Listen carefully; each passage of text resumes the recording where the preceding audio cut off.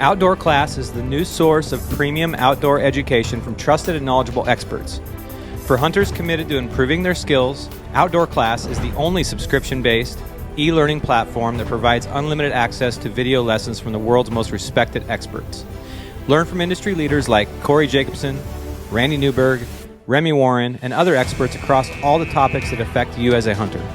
Make sure to follow Outdoor Class Official on Instagram, Facebook, and YouTube, and take your game to the next level by going to outdoorclass.com.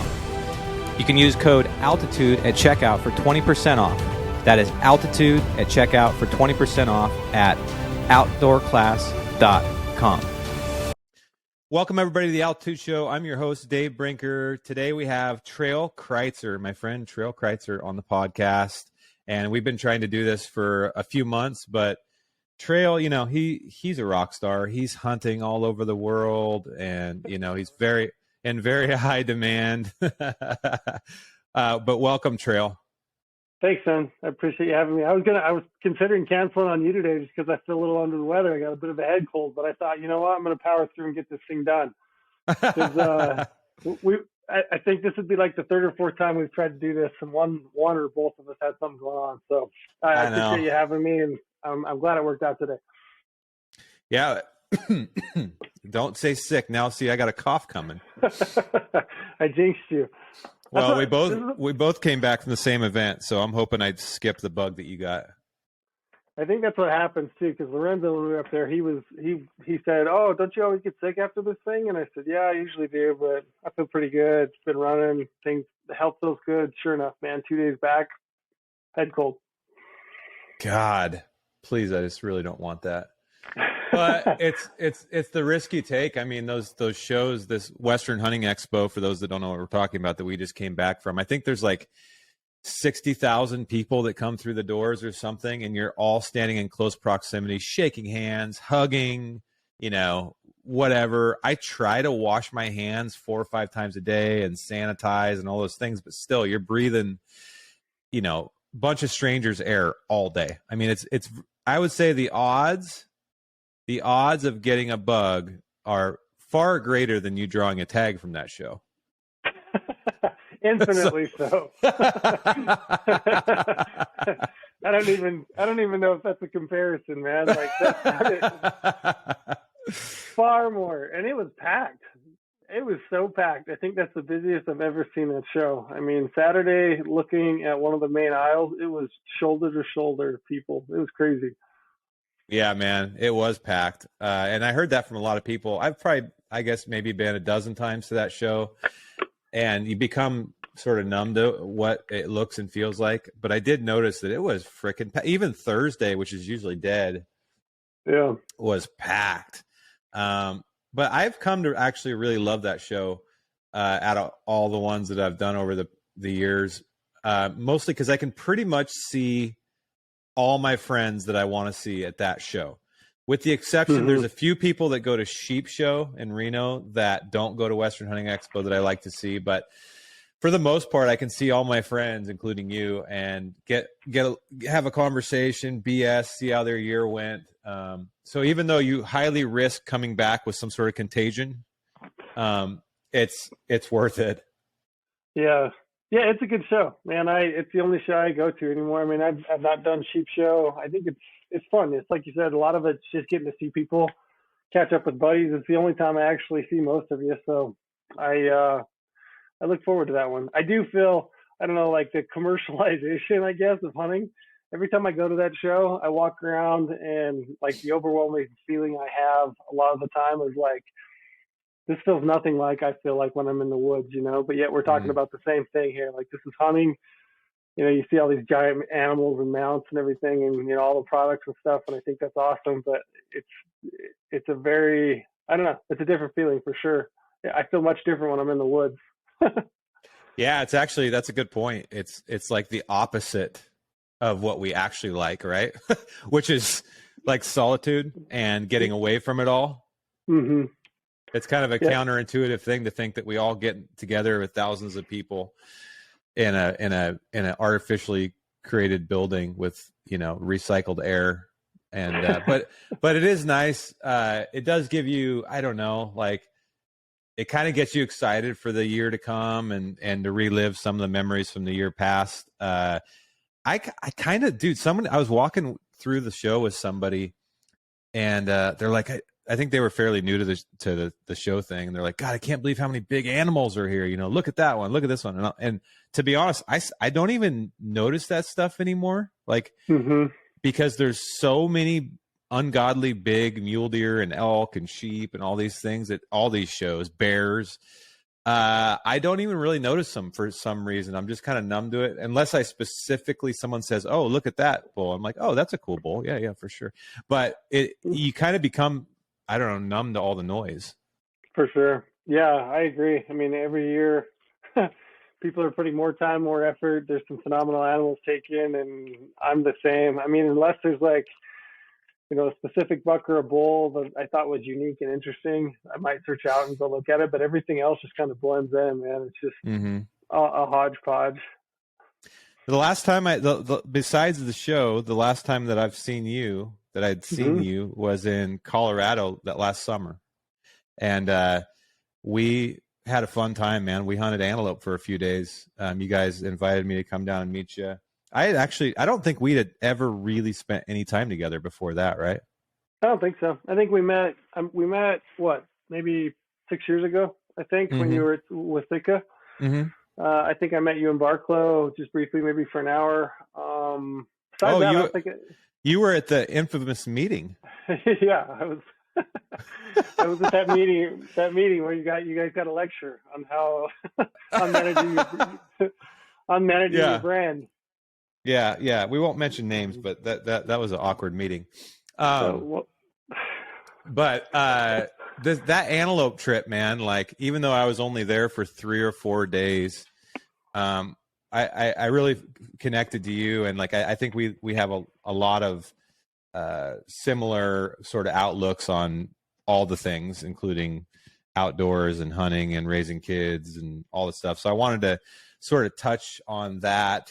But I also wanted to make fun of myself for a second. So Trail, on this antelope hunt, Trail decided to, like, he's a pretty disciplined guy. He's pretty meticulous and strategic. He's like, I'm sitting a blind on a water hole until I kill a buck. And I said, okay, I'll try that too. I'll sit on a blind on a water hole. Well, I made it about 2 hours on opening day before I was out. I was out like trout, man. I was I can't remember if I had like a little Honda or whatever my stupid rental car was. A Kia? A Kia, yeah, something stupid. But I think Trail, because I get antsy, I'm not super patient. I saw a buck right at daylight. He didn't come in, and then I was out. And long story short, I ended up driving around spotting and stalking for the next 3 or 4 days. And Trail's up on this hill out in the prairie, and I think he can see most of the roads I'm driving on. And I think what he saw was like nervous Brinker driving back and forth on this road, stalking antelope, screwing them all up. And here he is, like, patiently, just like, yeah, I'm just gonna sit here until one comes to me. So was that what you experienced? Yeah, that's pretty much it. Yeah, I'd seen a buck come off a water hole the day before the hunt started, and he had a bunch of does, and I thought, I feel like that buck, if I'm committed to that process and to that water hole, I think that buck will come in. I'll get a crack at him. And it was super open country. So yeah, I committed to it and sat it. But yeah, that was my entertainment for the afternoon, is watching you drive up and down the main road, and so throwing on stocks, which I get, man. It's fun. I understand. Spot and stock antelope is interesting. Like, I actually think it takes as much or more patience than it does to sit in a blind all day. Like, you have to be so meticulous in your movements with spot and stock antelope. I mean, you have to go so slow. It can be such a grind. And, I don't know. Sitting in a blind is a different kind of patience, but I'm a lot more patient that way than I am spot and stock antelope anyway. Dude, that takes a lot of discipline to sit isolated in a blind in the heat, staring at nothing but grass most of the time. Because where we were, there was a lot of antelope, but for some reason that week there wasn't a lot of activity on water for some reason. The Altitude Show is brought to you by Peaks Equipment, the world's leading technical, hard goods, and accessories brand for backcountry enthusiasts. From trekking poles to headlamps to best-in-class gaiters, Peaks delivers a system of products that work to achieve optimal performance in the harshest conditions. Don't suffer on your hunting adventures. Peaks enables you to thrive on the mountain when everyone else is going home. Visit peaksequipment.com and use code ALTITUDE for 10% off today. That's ALTITUDE for 10% off on peaksequipment.com. A couple of the days we were there, you had, well, actually, the only antelope you had come in, right, was the buck you ended up killing?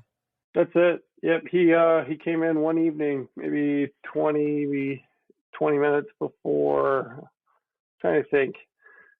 Yeah, it was in the evening. It was like I could see, but I'm telling you what, it was like borderline. I was like checking the old clock, going. I mean, he came in right at dark, but yeah, I mean that was the only antelope that come in, and I mean it does take patience and persistence, but I don't know. I don't mind that type of hunting. Like I've set water holes for elk. I've set water holes for antelope. I can sit day in, day out, dark to dark. It doesn't seem to faze me. I don't know why that is or what's weird. Do you have to do things? Do you have to do things? I'll read a book, but like I don't play games or anything like that. I would say most of my day I'm just kind of looking out the blind or looking out the water hole. Sometimes like if I'm hunting antelope, I'll take a notebook and I'll make notes or kind of journal. I'll write that kind of thing. But for the most part, yeah, I don't know, man. Simple mind, I think, is what it is, Dave. I got a simple mind, so I can sit there all day. That's pretty impressive. I can only do it if there's antelope in sight. If there's no antelope in sight, I really, really, really struggle. I'm the same way whitetail hunting too. Like if I can't see a deer or hear a deer or anything, it's really hard. I have 80. Apparently, according to my wife and I's therapist, I have ADD, and so I guess I've always known that, but it actually makes a lot more sense now. But my mind is going all over the place. So if I'm not like focused on it, like the one antelope tag I drew in Oregon a long time ago, one of the better ones here, there was antelope streaming into my water hole all day. That's no problem. I'm good because I'm always distracted with that. But if I got to sit there all day with hopes of one coming, I just personally would rather fail on a bunch of stalks and actually keep my mind busy. Yeah, I get it. I also like that moment when I see an animal like break my line of vision, like coming into a water hole. I like the intensity of that, like going from just zero, completely bored out of your mind and having, looked at nothing for all those hours to then like you're in the moment, like you're in the game and just like that adrenaline spike. I love that. So I don't know. That is cool, specifically with antelope, because antelope usually pop their black head over the hill and they'll stand there and that's your, if they're, like when you're sitting on a water hole, for those that haven't done it, you'll be sitting there and it's just boring as hell. And you'll look on the very far skyline and you'll see the little heart-shaped horns and the little black face sticking over the hill. And they'll sit there and they'll stare at it sometimes for a long time, even hours sometimes. Yeah. And then all of a sudden you can kind of see their mind click, like it's commitment, and they're just trotting right in, and that your heart just starts going through your throat. That's how this buck was. I watched him for probably a half a mile for most of the day. He was with some does, and then there was kind of a rise in the topography, and then I was kind of sitting up on this knoll with the water hole, and like I said, just before it started to get be shooting light essentially, he popped right up on the ridge, and like he went from not being able to see him, I'd watched him all afternoon, to like he's in range just like that. And I love that, man. I love that adrenaline spike. I love that moment. And I don't know, for me, I don't mind the sit. It's not the most exciting, but I like those moments. Do you mind if I tell the listening audience of the text message I got when you shot that buck? No, go ahead, man. So for a little context, that same evening I had shot a buck, and I was actually sitting there waiting to go retrieve it, and me, Brady, and Chris Neville were sitting there watching my buck, and we get a text message that says BBD bitches exclamation mark. That's right. Big buck down, bitches. It was so fantastic, man, because it was so like you had been so persistent and confident in your strategy, and I was so stoked that both of us got it done, because we were all starting to wonder if we're even in the right industry. Yeah. No joke. Yeah, a lot of sitting, man, and a decent number of antelope, but no opportunities. So yeah, I think I was probably on I had to have been close to my 10th stock on the one I killed. And what's ironic is the buck I killed, I spotted him from another failed stock like a mile away, and I spotted him coming to the original water hole that I'd set on the first day. And I'm like, shit, I should have stayed in the blind for, if I was in the blind right now, I'd be in the perfect spot. And I was able to like go stalk down there with it. I couldn't get to my blind because they would have seen me, but I was able to lay in the tall grass and by a couple lone trees within 30 yards of the blind. And that buck ended up coming in there and I shot him. But it was kind of ironic that after all of that driving around and stalking and failing and stuff, if I'd have just stayed there, I would have killed the buck on the water hole. Yep. But you got him. It worked out. It did work out. So, Trail, for those that don't know, like, where did you come from? Where'd you grow up? What's your background? You're obviously an amazing hunter. You're also a prominent industry figure, smart guy. But where did that all come from? So I grew up in this tiny town called Antimony, Utah, which is in southern Utah. I don't know what the population is of Antimony, maybe 200. It's tiny. My closest neighbor lived a mile down the street, and my dad was the state park manager at Otter Creek State Park, which is a reservoir, a lot of fishing. And that state park and kind of the little house I grew up in, it sits like right in the middle of, Utah's pretty much the finest elk hunting in the state of Utah. You have the Boulder, the Dutton, the Monroe, and the Beaver are all kind of right there. I have pictures of me as a little kid, like sitting on a picnic table in our backyard with like elk in the backyard, like feeding in the backyard. So, I mean, I grew up in a super rural environment. I'm the youngest of 5, so I have an older sister and then 3 older brothers. And then my mom and dad are originally from Indiana, and they moved out to Utah primarily because my dad wanted to hunt the West and just like, he loved the West, he loved the mountains, and they came out here when I guess they were probably in their early 20s. But yeah, I grew up in Antimony. I went to a 2-room schoolhouse. I had 1 kid in my class. So me and Jeremy Paul, who luckily I got along with pretty good, but it was just the 2 of us. So, I mean, a very small rural upbringing. I love that, man. Do you still know that guy to this day? I don't, man. I'm not very good at keeping touch. I don't know what happened to Jeremy. I should reach out. I should find him. But you still live in the general same area, right? Yeah, I live in Cedar City now, so it's just over the mountain from Antimony, maybe an hour is all. Mm-hmm. So I'm not too far from where I grew up. Yeah, I mean, I went to Paiute High School, which is a little tiny high school. I think my high school was one of my class. Actually, I graduated in '98. It was like one of the larger classes, but I think that was like 43 kids, I think. So, pretty small. I went to Utah State and did a degree in wildlife science. And then, after that, I took a job with the DWR. So I was a habitat biologist for the DWR for 7 or 8 years before I came on with goHUNT. What did that look like, man? Like, what did you have to do? What did you do? What did you spend your time on? Yeah, so I was the assistant habitat manager here in the southern region. And when I first started that job, a lot of the job was designing habitat restoration work, and a lot of it in southern Utah was removing pinyon and juniper encroachment into deer winter range. Mm-hmm. So a lot of it was doing chainings and bull hogs, which were like these machines that have like a head that essentially masticates the tree, chews it up, and then we would do seed mixes prior to that, and we'd fly those seed mixes on. So a lot of it was like I said, removing pinyon and juniper and restoring winter range for mule deer in southern Utah. It got to What? be. Go ahead. I'm just curious on that subject specifically.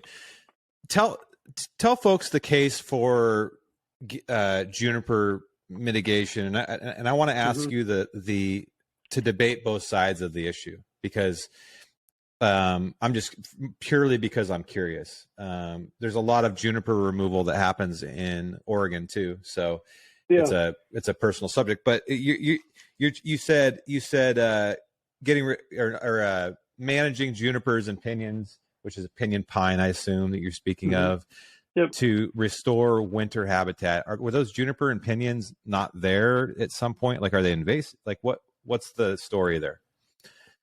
Yeah, so if you go back in time and you look at kind of the heyday of mule deer, and when mule deer were the most prolific and habitat conditions were, the best, it was at a time when we had heavy sheep, heavy grazing across the West.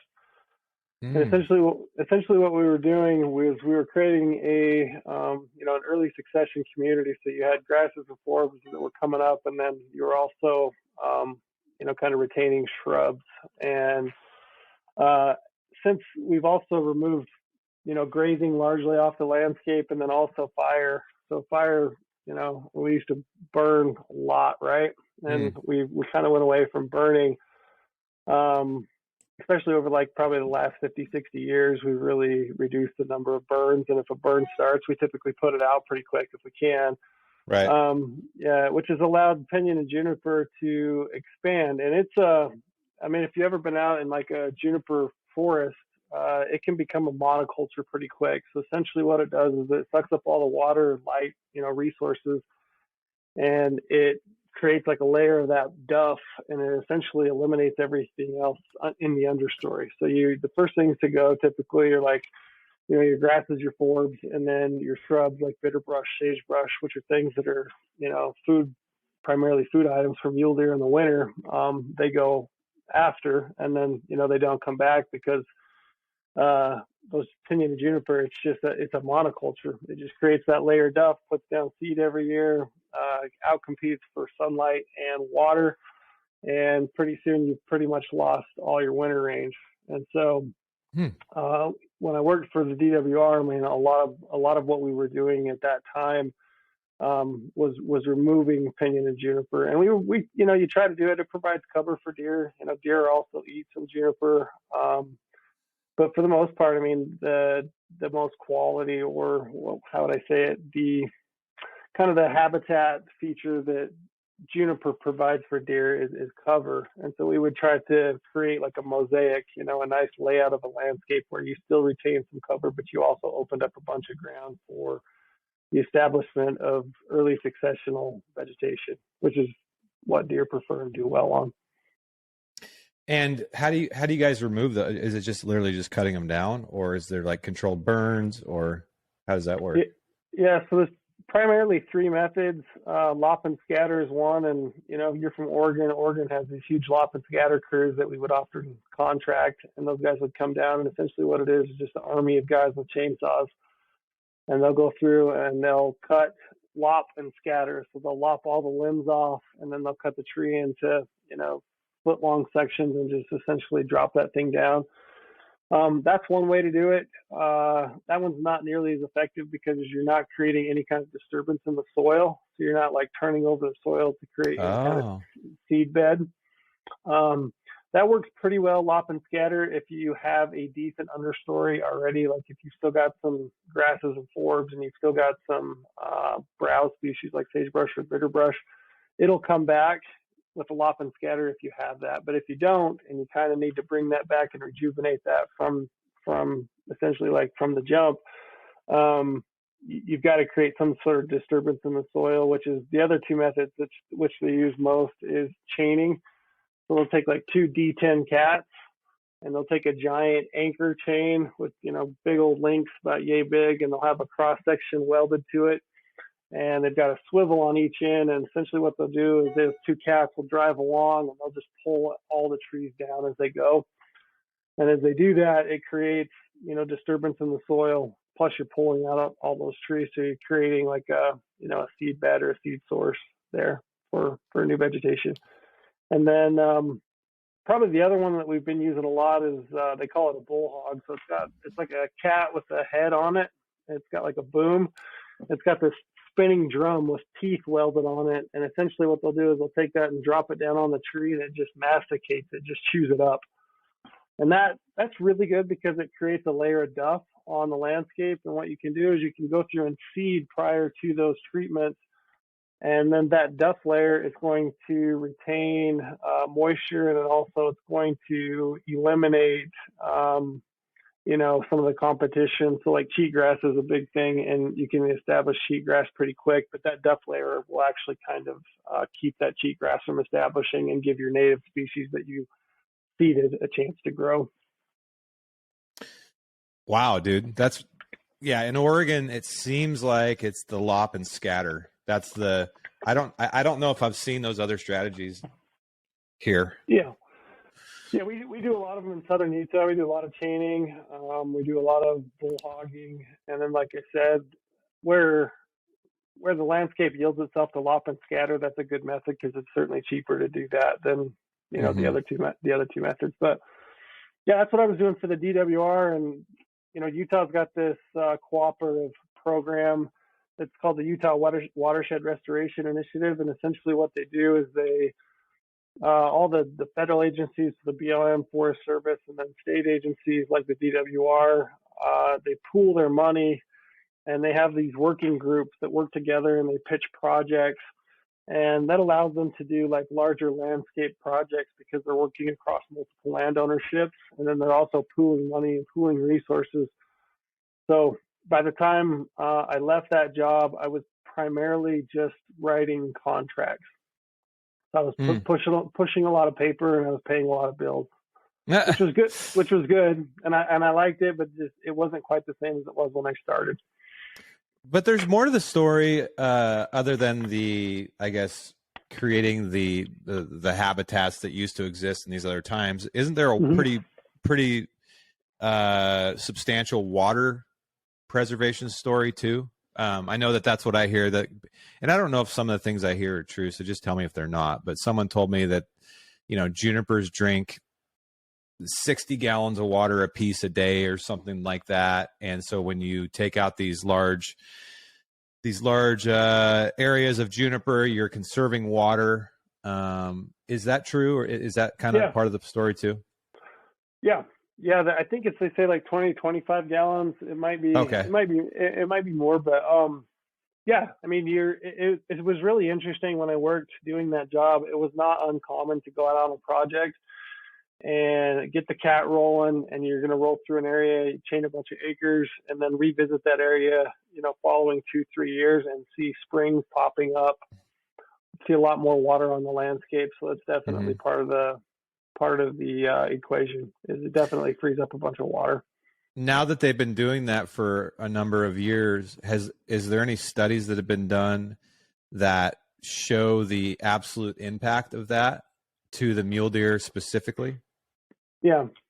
So Utah has a significant collar program. They collar more deer and more elk than any other state, and they've been doing that, I want to say, for probably 6-7 years at this point. So I think you're going to see a lot more data, over the next, decade, because I don't think they plan on slowing down. They're getting a lot of data from it, but yeah, you can definitely see utilization of these treatment areas. And if you look at the western states as a whole, and you kind of look at mule deer as a whole across the West, I mean, mule deer have been declining in pretty much every state, whereas Utah has been, maybe prior to the last year or 2 years, where drought's been an issue. But prior to that, Utah was kind of the one state where our herds were actually doing pretty good, and they were actually growing.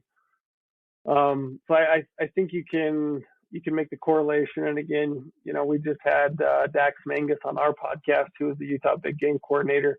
He could probably give you all the facts and figures and really show you the correlation. But in my opinion, yes, I definitely think that you can see a benefit to Utah's mule deer herds as a whole, and the elk.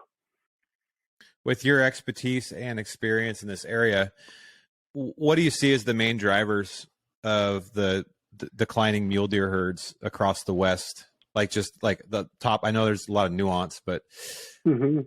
the major impacts.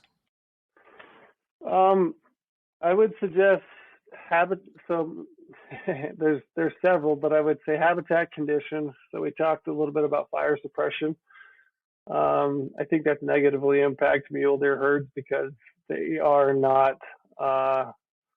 We don't have these large landscapes that are in that early succession like we used to have. Mm-hmm. Back in the 40 back in the heyday of mule deer in the West. So I would say fire succession has been an issue. We just don't manage landscapes for those early successional plant species like we used to. Mm-hmm. Drought is a major one, I would say. When I was talking to Dax here at the hunting expo here a few days ago, something that he noted was that he said, mule deer they die on winter range. They die, but it's not because of like deep snows or cold temperatures. I mean, they were dead coming into that winter, and they were dead coming into that winter because they didn't have enough fat to survive and that's based on the amount of nutrition that they could get through the summer and the condition of the feed throughout the summer and the spring. So drought is a major contributor. And one, as I look at populations, across the West, when I work on these application strategy articles and stuff, as I look at populations and kind of the way things go, I mean, drought is a much bigger factor than I think I ever gave it credit for. And I think that's impacting, like I said, your summer range feed. And deer aren't coming into winter range with enough body fat that they can actually survive the winter. Wow, that makes so much sense. I'd never thought of it that way. Yeah, because you look around, like when I lived in Montana, and you drive around on like say a 20 below day, and everything is just iced and snowed over. You look around at the deer in the fields. I mean, yeah, I'm sure they're not loving life, but they're fine. They've lived through thousands of winters like that.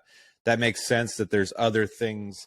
Like they have to be prepared for it if they come into it. And that's why a lot of fawns die in bad winters is because they're not quite, maybe they were born late and they didn't have time to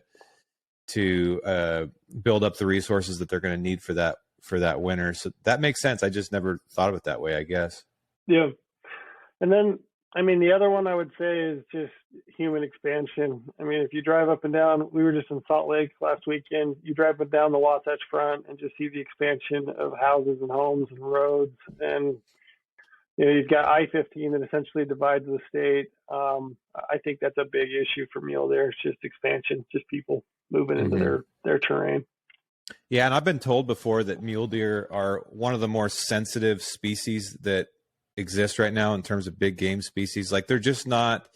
Whitetails seem to be proving themselves to be a lot more durable to deal with, and I guess adaptable to human expansion, droughts, whatever. It just seems like they find ways to survive. So they're sort of like a coyote. Like coyotes, they just figure out ways to survive, man. Like they are all over the North America. And people have been trying to kill them for a couple hundred years at this point, and there's more of them. So whitetails are a lot similar in the regard that they're just durable species, whereas mule deer seem to be.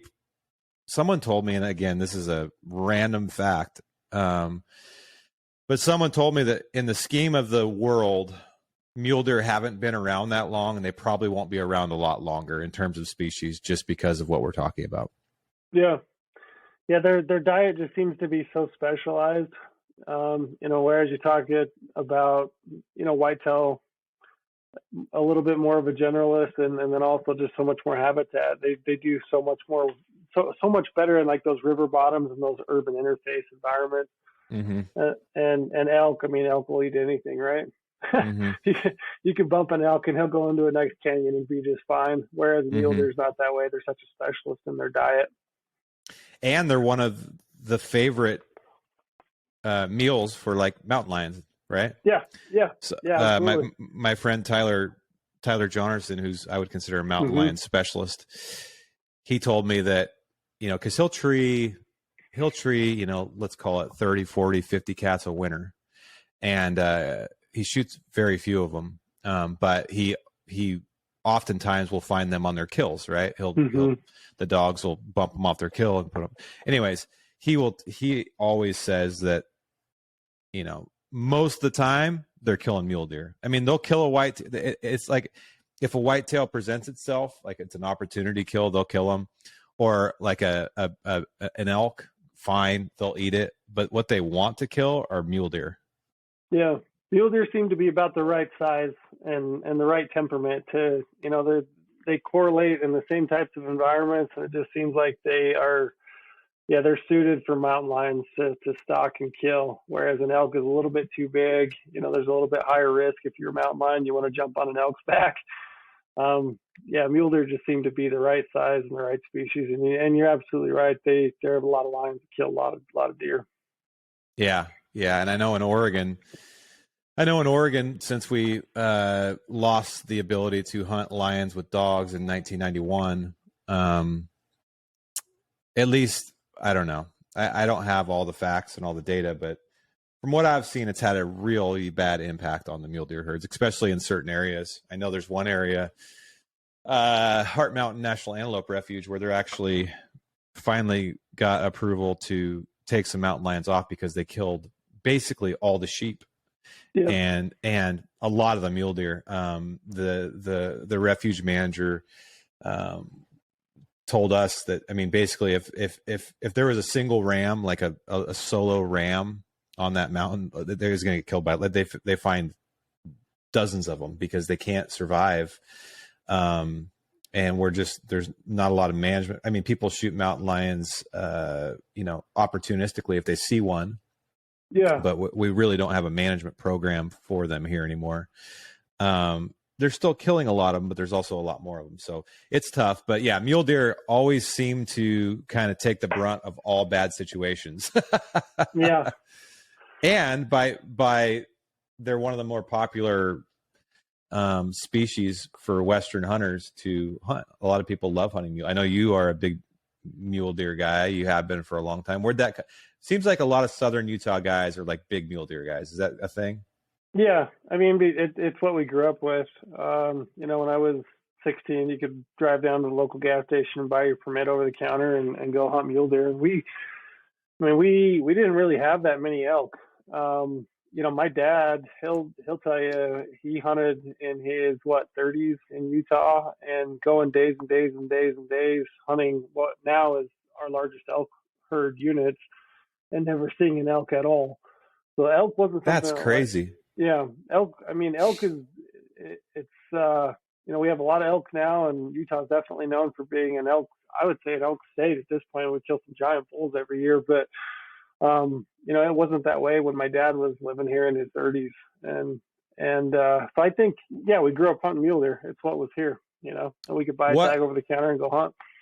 What changed? Why'd the elk come down there? I think they started transplanting them. I think they brought some down, and they just wanted to establish more elk herds just for hunting opportunities. And, they've flourished and done well. Utah has kind of an interesting management strategy in regard to elk. They manage for quality for the most part of the state, whereas, other states like Colorado or, Montana may manage for more opportunity. So Utah's kind of taken a different approach to it, but yeah, they've done really well in Utah. Yeah. Isn't there only one unit in Utah that you can buy over the counter? Is that true? There's several. So is there? Yeah. I mean, you can buy an over the counter spike elk tag, and you can hunt any of the limited entry units, and you can kill a spike. And they have archery, muzzleloader, and rifle hunts. Mm-hmm. And then they also have any bull units, and just this year they opened 5 new any bull units that were formerly limited entry elk units. So oh, really? Yeah. So yeah, there's still some units where you can do any bull. Typically those units are units that they were not meeting their management objectives for that being a limited entry unit. So maybe the age class was just not there, or the population wasn't there, or the hunter experience wasn't there, the satisfaction. So they've made some changes there. But yeah, you can still buy tag. I wouldn't say that over-the-counter elk hunting on any bull units in Utah is up there with another state like even Idaho or Colorado, but it is an option. Yeah, Utah, and sometimes you guys take a lot of heat for the way you manage the state. Mm-hmm. But everybody wants a Utah tag, so you must be doing something right. We all, when we go down to that show last week, like sitting here, I'm going to get it real quick. Sitting right here next to me is this long list of tags that I put in for. Look at this. This is all things I'm not going to draw, folks. You like that? You went full ham. Yeah. So this at this Western Hunting Expo for $5 an application. You got to buy a hunting license in Utah, and then you put $5 for every tag you put in for. But I put in for usually I put in for all the elk, the moose, the sheep, the goats. But you can even put in for turkey, bear. Anyways, I think it'd be funny to draw a turkey tag there. I think it'd be funny. That would be funny. No offense to the turkey hunters, but it just doesn't get my blood pumping. A cow elk tag, maybe. Yeah. I did put in for the cow bison tag because, frankly, I don't care. That'd be just fun. Yeah, I agree. But you have a little bit better odds of drawing at this show but you have to be present for most of them, or maybe even all of them. I don't know how they do that. But I've never drawn one. Every year I know somebody that does draw one. Yep. So, we can all hold out hope. But my point of showing that was, I think, I wouldn't want to, it'd be hard for me to live there and not be able to go out in the mountains behind my house and hunt elk. I would struggle with that. That would kind of frustrate me. But I also understand Utah's strategy because all of us want to go there. I mean, it's one of the best states if you want to hunt an old, mature, big animal, whether it's a mule deer or an elk or whatever. So, I mean, there's some trade-off there. I love an opportunity. Like I hunt over the counter in Colorado too, but so does everybody else. So it would be nice to have opportunities like Utah has created. But like I said, I also know that they take a lot of flack especially from the residents by the fact that they can't hunt their own state most of the years. Yeah, I mean, if you grew up in Utah and I'm 43, if you're kind of in that wheelhouse, kind of my age bracket or younger, if you were going to hunt consistently, you have to apply out of state. Like you've got to be looking at other opportunities like Colorado or Wyoming or Idaho, Arizona, New Mexico. The chances to hunt in Utah. I mean, I'm sitting on, I think I've got three general season deer points. I haven't had a deer tag in my home state for 3 years. That didn't used to be the case. It used to be I could guarantee pretty much myself a deer tag, but even that's gotten a little bit harder to draw. So, I mean, the hunting is really good. And I mean, the general season deer hunting is still really good. It just might take you 3 or 5 points at this stage of the game to guarantee yourself a tag. But I mean, if you're from Utah, you essentially had to look out of state. I think that's why you have so many people from Utah that, are crowding Colorado, Idaho. I know that I hear from people in Idaho and Colorado that they're sick of seeing Utah plates in their state, but that's why.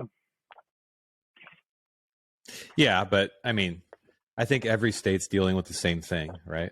Sure. Like every state's getting harder. I mean, even when I lived in Montana, because I grew up in Oregon, when I got to Montana and I found out that I can have I don't even know how many tags, 13 tags, and it's 6-week seasons, don't have to choose your weapon, frickin' over the counter elk tags that were better than some of the special units in the state I grew up with. I told everybody that I was around, I'm like, do you guys hunt antelope every year, just basically over the counter, you're going to get it.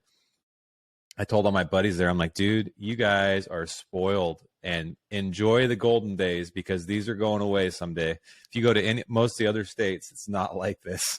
But they're like, no, screw that. This is all right. We should get 6 weeks archery season and 6 weeks rifle season. You should be able to not have to choose your weapon and all this stuff. Well, fast forward to today, some of those things are starting to change and it's getting harder to get. I mean, Montana is still amazing, but as a non-resident of Montana or really any state, it's coming down to where you're only going to be able to do it every couple or a few years, the way the odds are getting. I mean, even Oregon is changing a bunch of stuff up. I heard Colorado's thinking about changing some stuff up as well. Well, you would know, you literally are on the leading edge since you work at goHUNT. You guys, specialize in providing all that information to people through your insider stuff. What are we witnessing right now? What are things going to look like the next 5 years? I think you'll see more states go to draw only. Idaho, they've had over-the-counter licenses. They've gone to making those available December 1st this year. December 1st, 10 a.m., you logged on to your account, and then they place you in a random queue of people, and then you get a chance to buy a permit. And it was somewhat of a debacle. I know that Idaho issued an apology essentially saying that the system didn't work very well. I think you'll probably see, in my opinion, those go to a draw, in the future, just to give people, a better opportunity to apply and make them feel like they at least had a chance in the draw. So I think you'll probably see that go to a draw. Colorado's kind of been chipping away at units. They had some units that were over the counter, and I think 2 years ago they made those draw units. And rumor is that they're considering some more units that, potentially making those draw versus allowing them to be an over-the-counter option. I think you'll probably see more of that. It doesn't necessarily discourage me. If you look at a state, just a single state, it could be discouraging. But I think if you look at, applying or trying to obtain a hunting permit across the West in, whatever state it might be, there's still a lot of opportunity out there, but you definitely can't be passive in your research. You can't really kind of sit by the sidelines and just hope it's going to work out. You have to be pretty actively engaged to know how every state system works and try to obtain a permit. Mm-hmm. Mm-hmm. Yeah, I think, change is hard for all of us, but it's just kind of the reality of where we are, roll with the punches and do the best you can. I think what I'm going to do, and people can take this strategy and use it if they want. What I'm going to do is take more time and focus in the tags I do get, as opposed to spreading myself thin over multiple tags, if that makes sense. Makes tons of sense. I think that's the smart thing to do, because we're all going to have to deal with the fact that it's not 5 years ago anymore. It's not 10 years ago anymore. And so probably all going to have less tags. So what do? I'm going to spend more time enjoying the tags I do have. And maybe I up my challenge on those tags. Maybe I go for a bigger animal or whatever.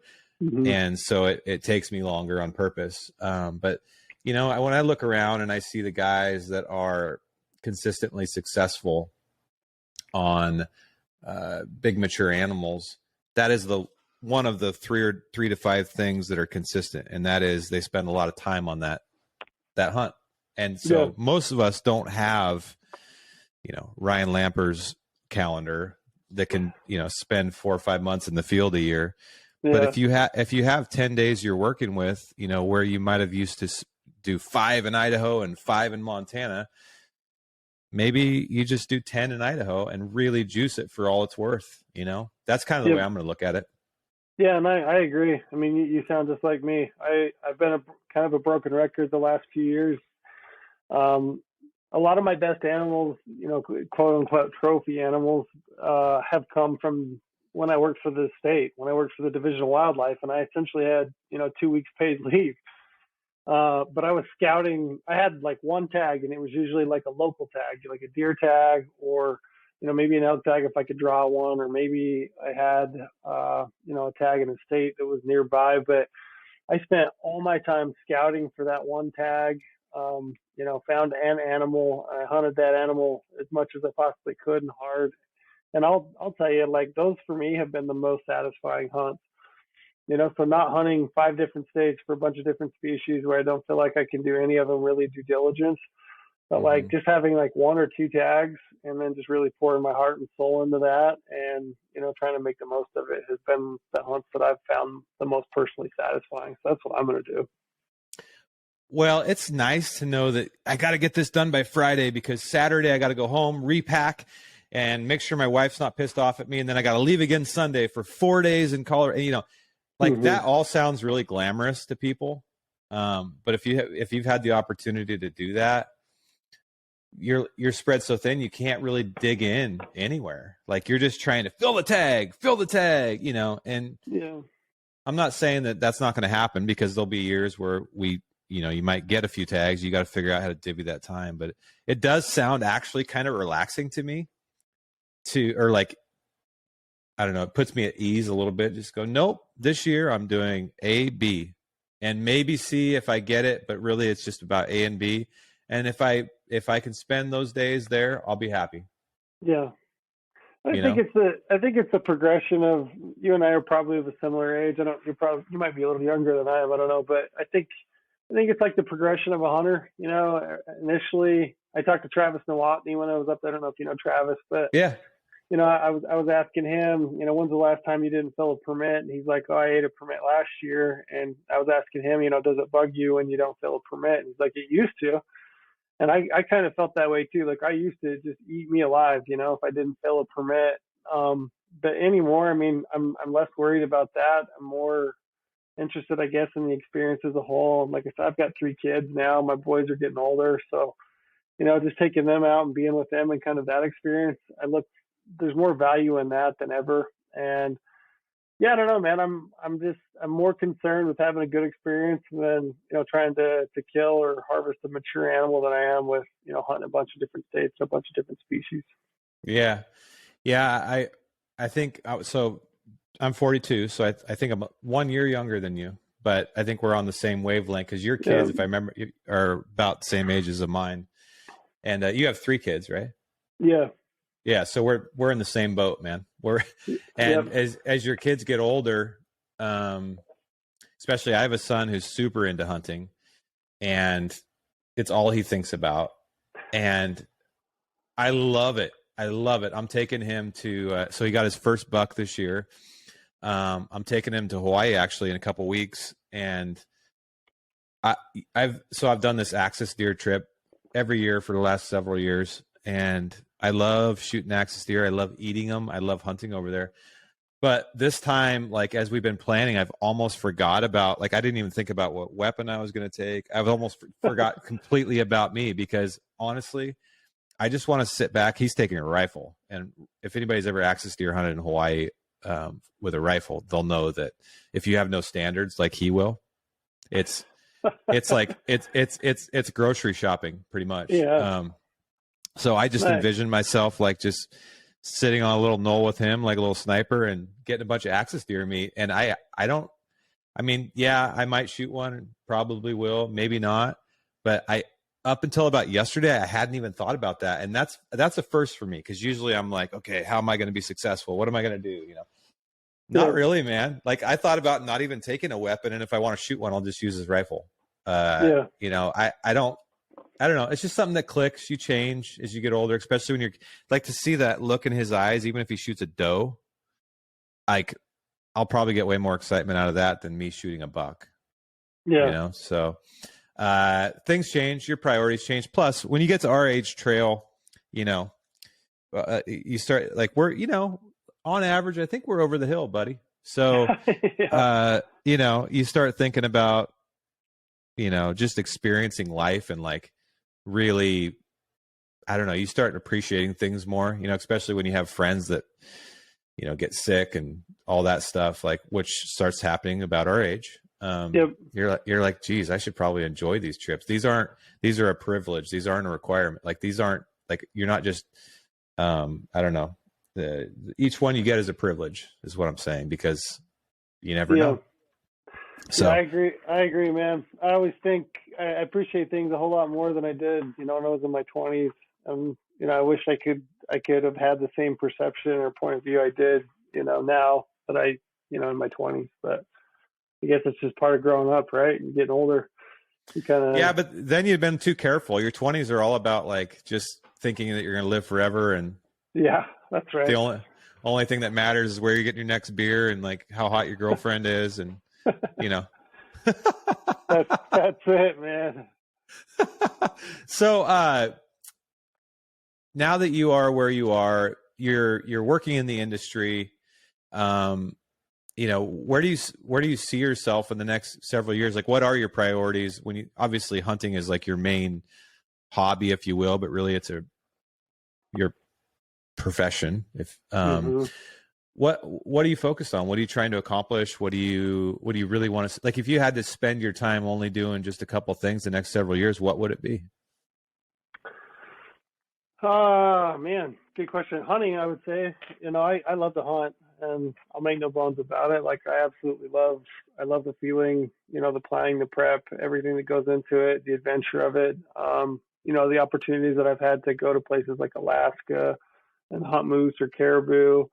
I just got back a week ago. I went down and hunted Barbary sheep in New Mexico, and just like being in that environment, that's highly motivating to me. I just want to, I want to experience new places and new species and hunt. And I really like the challenge and the satisfaction that I gain. And I look forward to that every year. So I would say, just continuing to hunt and push myself that way. I'm not I'm not very financially motivated. I know that people, this is a kind of a weird one for me, but like if I end up being a Walmart greeter when I'm 80, I'm totally okay with that. So I don't push, I don't work that route. You know what I mean? I see myself being a little bit, it's kind of cliche, but blue collar, if you will. Like I go to work, I do what I can, for goHUNT. I feel like I work hard for them and I give them good value. I like that job a lot, and I would continue to see myself working there and adding what value I can. And then, like I said, just hunting. And if I end up working at Walmart or Lowe's when I'm in my 80s, I'm totally okay with that. Actually, have you seen Joel Maxfield's documentary that Matthews did? Mm-mm. So they did this documentary on Joel Maxfield, who was their number two. He was the first hire, I guess. So the second employer, you have Matt McPherson, you have Joel Maxfield.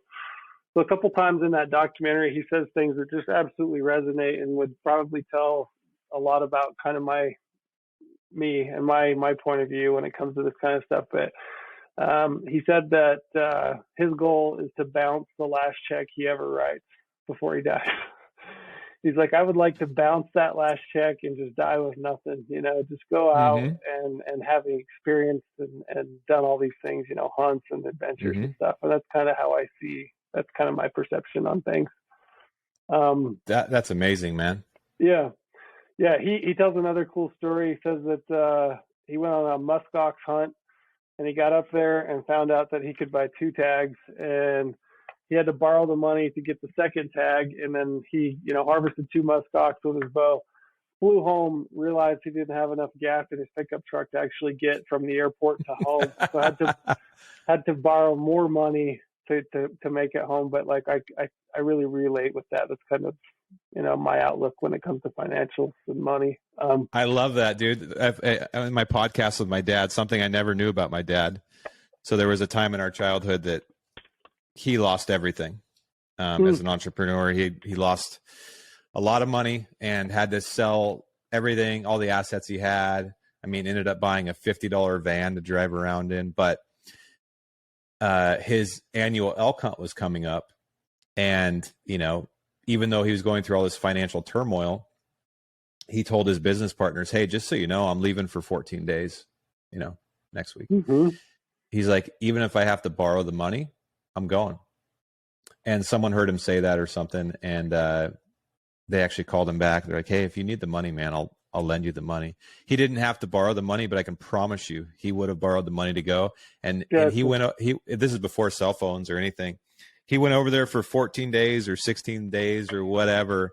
And actually it was part of what ended this partnership he was in, because it drove his partners crazy that he could leave in such a tumultuous time. But he's like, you know what? Fuck it. Nothing's going to change. I'm going on this elk hunt. And he said, I went and I had an amazing time. I tried not even to think about it. I knew it'd be there when I got back, but that's how my dad is. I struggle with that, dude, because, for other reasons, but to your point, I think that's the right way to go, man. Like, you have to have money to a certain threshold to allow the experiences, right? Or like, if you have kids and a family, like there's certain obligations you have to cover, right? If you have a mortgage or whatever. But research has shown after a certain threshold, it's kind of just money. And I know a lot of people now that I'm in other industries outside this, that where I deal in very large transactions. I've met a lot of people that are exorbitantly rich, that have spent their life chasing money and more money and money and money and money and more money. And one of the things I've noticed is, and I'm not going to sit here and say they're all miserable, don't do it. They're not miserable. Most of them aren't miserable. But one of the things that I have noticed is their whole life, because it just adds up day after day after day, at a certain point, their whole life becomes about managing all the money that they've made. And so one of them one time told me he thought he was getting sick with something bad. And he told me on the phone, he was kind of emotional. He goes, you know, Dave, I've spent my whole life making money and I haven't had fun. I haven't, or like, you know, I love making money. It's fun, but I haven't gone out and done anything else. This is all I've ever done. So if I died today, it's like, I don't know, like, what was it all for? I didn't get to actually use any of it. So I think there's a really, and it's hard because our culture is so centered around material possessions and money and all these things. I find it hard to navigate what you should actually be striving for, and like, how much money do you need? Or like, it's probably different for everybody, but I've actually spent a lot of time trying to think about how much money do we need, my family, to have the experiences that we want. And I would encourage anybody that struggles with the same thing, just put a pen to paper and write down, okay, so if me, you know, for me, I'll just give you our example. My wife and I would like to, obviously we have all the normal bills, so you got to cover those things. And then we have 3 kids. We'd like to have beginning of life funds for them. Normally they'd be called college funds. Not a big fan of college always, so I'm going to call it a beginning of life fund. And it's not a lot. It's just enough to make sure that they're not, you know, sleeping on the sidewalk. Just something to give them a little bit of a kick in the ass to go out and get a job and know that they're not going to fall completely down on their face. Okay. After that, it's like, you know, we would like to travel. We'd like to go out and have experiences. Also, why the kids are here, we want to travel and give them experience. A lot of our goals are around experiences. And so in order to do that, you have to have a certain amount of money. But beyond that, I'm not really, I don't want to spend the last half of my life trying to figure out how to manage a crazy amount of money. That sounds really stressful and miserable, actually. I'd like to be able to go, like, at some point, like my wife and I just take off on an airplane and go travel somewhere for a few weeks and not have to worry about any of that shit. So I think it just comes down to priorities, but I think because of the wiring from our culture, and it's just, you want to make as much money as possible. Like, it's all about getting rich. You know, if you scroll through Instagram, every guru is telling you about how to get rich, and that's great. But make sure you know what you're going to do with it, because I can tell you from personal experience, not from me, but the people that I know that do have that ability. Yes, I'm not going to say they're miserable, but I'm going to say that some of them have spent their entire lives managing their money that they made to do other stuff. You know? Yeah. I'm just not wired that way. And I don't know what it is about me. I'm just not. I don't spend time thinking about money. I don't spend time thinking about things, you know, like, I don't need, you know, I will buy a pickup truck and I will drive it until the wheels absolutely fall off. Like, you know, I had a Nissan Titan that had 295,000 miles on it before I got rid of it.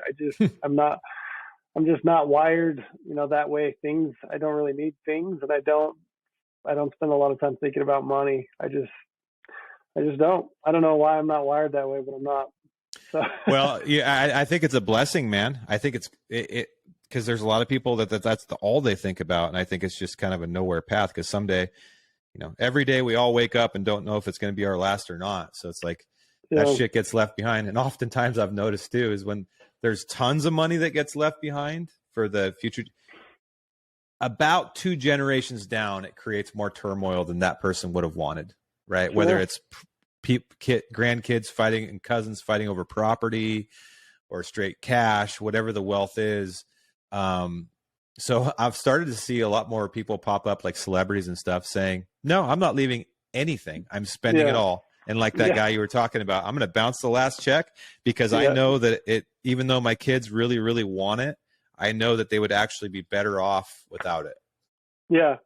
I mean, it's probably partly a product of how I was raised. I mean, I went to college. I took student loans. I worked the entire time. I tell my kids, they have a hard time believing it, but I took my first job the summer between when I was 11 and 12.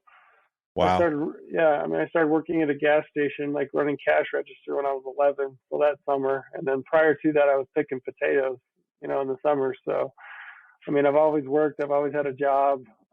It's always just been part of kind of our ethos and how I was raised. Mm-hmm. And I don't know. I don't see anything wrong with it.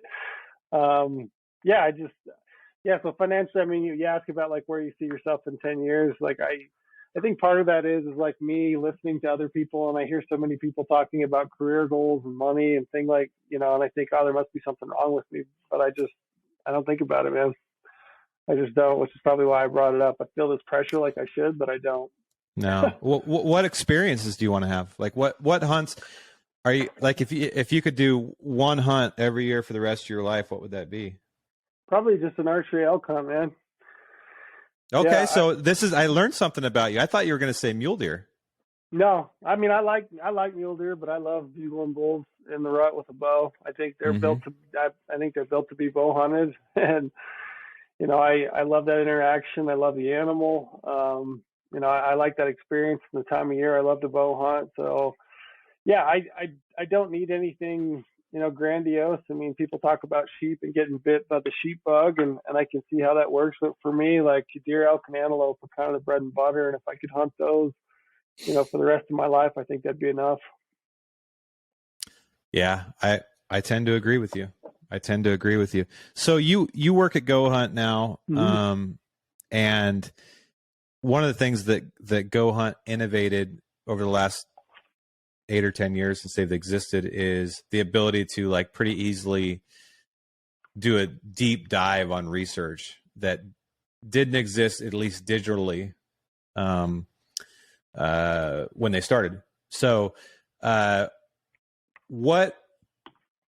guess if someone new that's looking to get into this, or maybe they're experienced, and they just want to, like with how complicated tag draws are getting, what tips could you give specifically from a goHUNT tool perspective that would help them be more successful? Yeah, I would point them towards application strategy articles.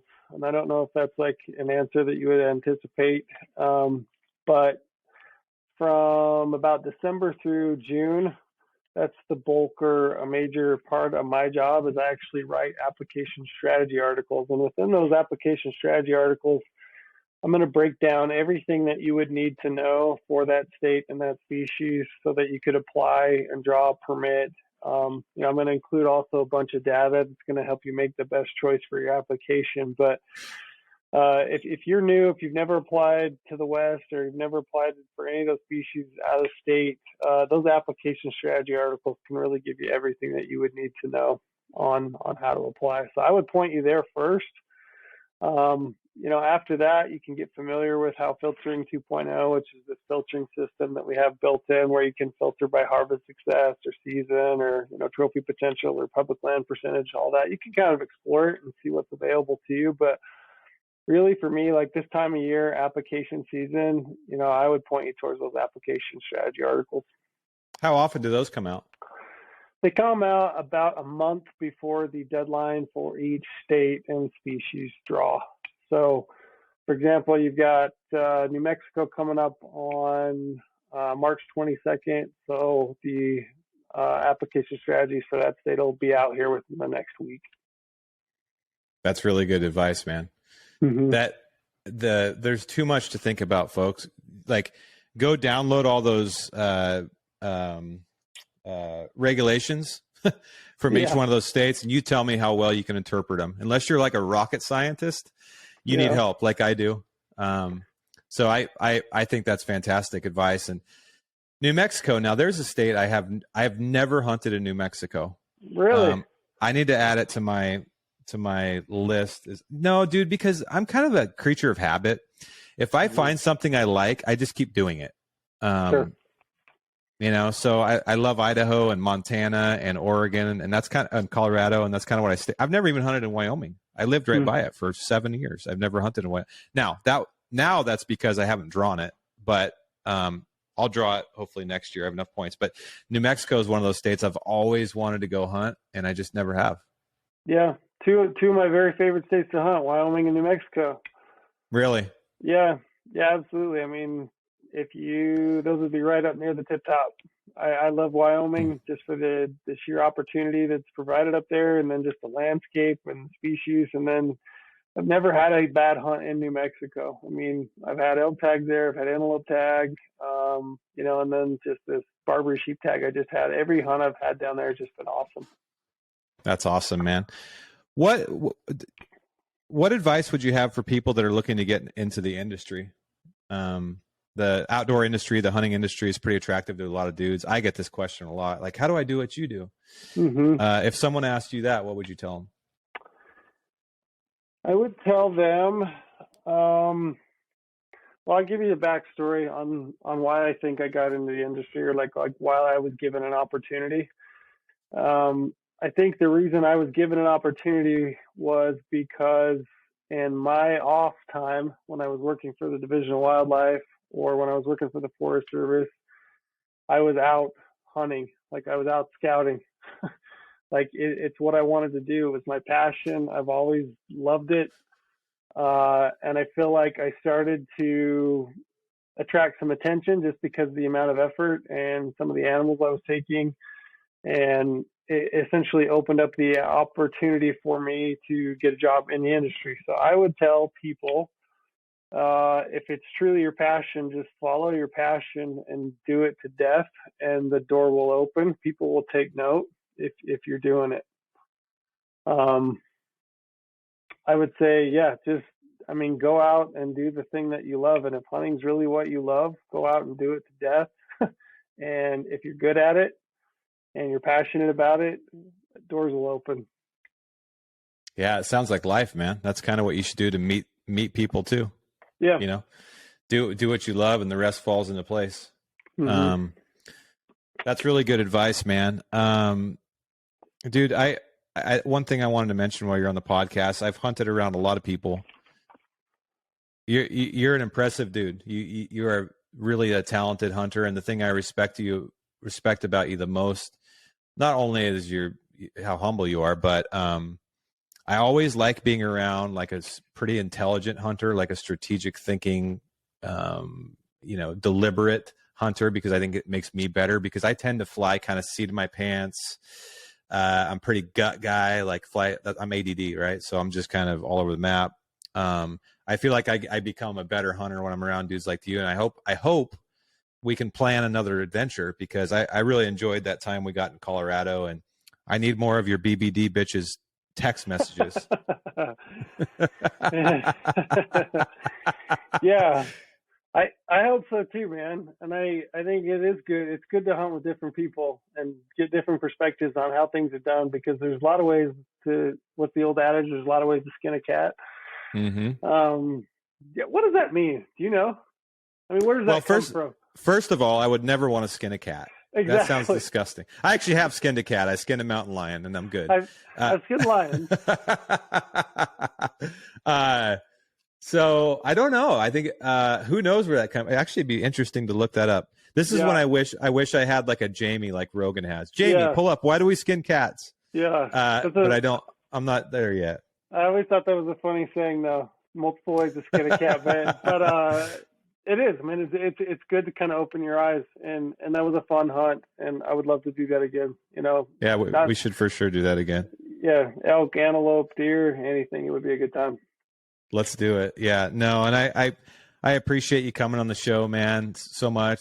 Let's do this again, and hopefully next time I'm down in Las Vegas, or hopefully I see you soon. In other words, any parting words you'd like to share, wisdom with the world? You gotta apply. You gotta play the game. If you want to go hunting, you gotta apply. Even more today than yesterday. Even more today than yesterday. So it's a pain in the ass a little bit, but you got to play the game. So, the other thing is there's never been a better time to have all the resources at your fingertips. It's all available to you. I talk to people all the time, say it's really hard to get permits. There's no opportunity anymore. There's way more opportunity than you might think. And, the chance to have the research that you need is all there at your fingertips. So dive in and do it. I brought up earlier, I went to Alaska a couple times, right? Those are both, all DIY hunts that I've done up there. And the overwhelming feeling when I came home from those hunts was that I can't believe I didn't do that earlier. Like, I can't believe I did not put that together and do those, earlier in my 30s and, my 20s, because they were so much more doable than I thought they were. So, if you're out there and you're looking at an elk hunt or a mule deer hunt in the West, and you're just thinking, man, I don't know how to tackle this. It seems insurmountable. I promise you it's so much more doable than you think. And, just do it, because if you don't, you're going to regret that you didn't. Well, I share sentiment with the Alaska thing. I've hunted in Alaska, but there's so many more things I want to do up there. And here's the problem that I run into and a lot of people run into. Like, for example, I want to do a moose hunt up there, and I've never done. It's been a dream of mine my entire life, but I have a really hard time missing my September elk hunting. Sure. But if you think about it, the September elk hunting, God willing, will be there every year for you. If you want to go do something crazy like that, now's the time. There's never been, and if you start digging into the numbers, it's like, yes, it costs money, but if you actually plan for it, you can save for it. You can figure it out. People figure it out. Do what the muskox guy did. Borrow money for gas, because someday you might regret it. I know my dad does. My dad did a couple Sitka blacktail hunts in Alaska, but he would have loved to have done some caribou and moose. But now he's 70, and he could probably. I think he could still do it, but he probably won't. And I think he does regret that. So I definitely don't want to be there. You want to do those adventures now. So that's actually perfect parting advice, Trail. I thank you, buddy. I appreciate it. Hey, everybody that's listening, first of all, follow Trail Kreitzer on Instagram. Make sure you read all his strategy articles on goHUNT.com. Application strategy is really, really extremely complicated, and it's way better when Trail's doing it than you or I doing it. Trust me. And also go out and support our partners, goHUNT.com. Use code altitude at checkout for a little bit of help on the price. Outdoor class, same thing, code altitude, and peaksequipment.com. Trail, thank you so much for coming on today, buddy. I appreciate you. Thanks for having me. The last thing I'm going to say before I always forget this, subscribe to my YouTube channel, guys. Altitude Show on YouTube. All these interviews are on there, full interviews, clips from these interviews. We're going to put a bunch of clips out of Trail spewing wisdom on the world. So we'll have all those out too. So I hope you guys all have a great day and found something valuable in this. Thank you.